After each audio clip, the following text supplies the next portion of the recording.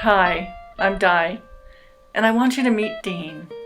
I think you're really going to like him.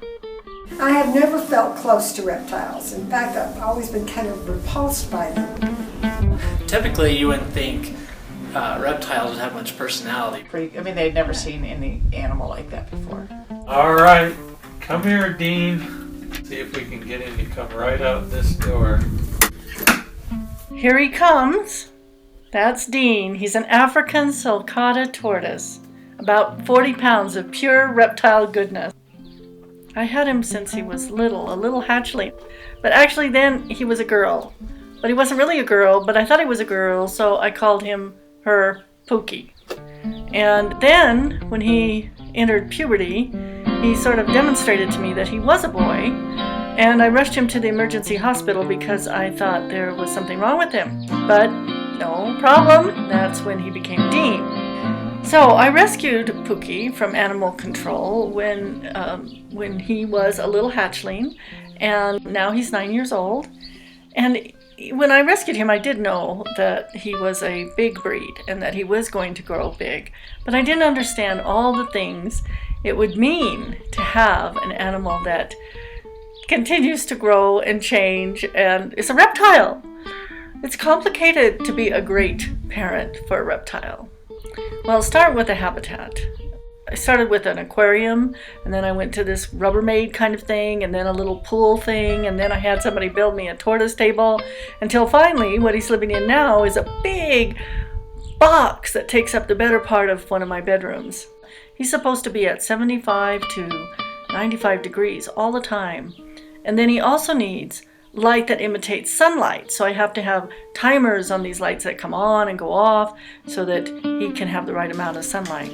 So I do a lot of hanging out at the reptile section at Petco. He's a land animal and he eats hay, grass, but he can also eat some greens.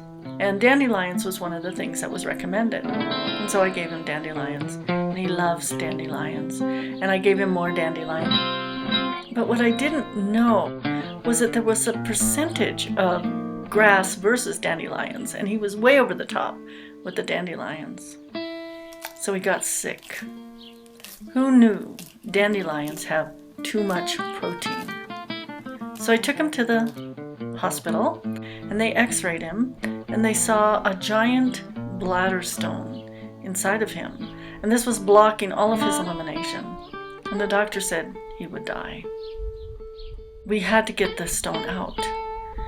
And tortoise surgery was not in my plans for that day or that year or ever in my life, but as soon as I knew the options, I had to say yes. And so they operated on Dean, and then I knew how much I adored that animal as I waited in the waiting room, moment by moment by moment, wondering how it was going to come out. But he got through it fine. But that moment also showed me not only how much I loved Dean, but how much my friends loved me. Dean required antibiotics. They had to be given by a shot. And so every day I'm giving him a shot for 10 days. But on the 10th day, I had to leave town. And so my friends came over to give Dean his shot. But Dean was Pookie back then. So I'm holding Pookie, and you're in charge of the needle. Right. And then what happened? So while you're holding it, she gets, Pookie proceeds to She peed all over me. pee all over you. And I jab the poor little thing with the needle, and he starts hissing.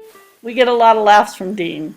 But the truth is, it's not easy to care for an animal that really belongs in the wilds of Africa. He's not a suitable pet.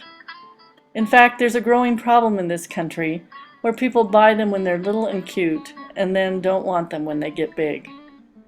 Reptile rescues are filled with them, and others are dumped to die of starvation or cold. It's a big commitment to care for Dean, but one I'm really glad that I made.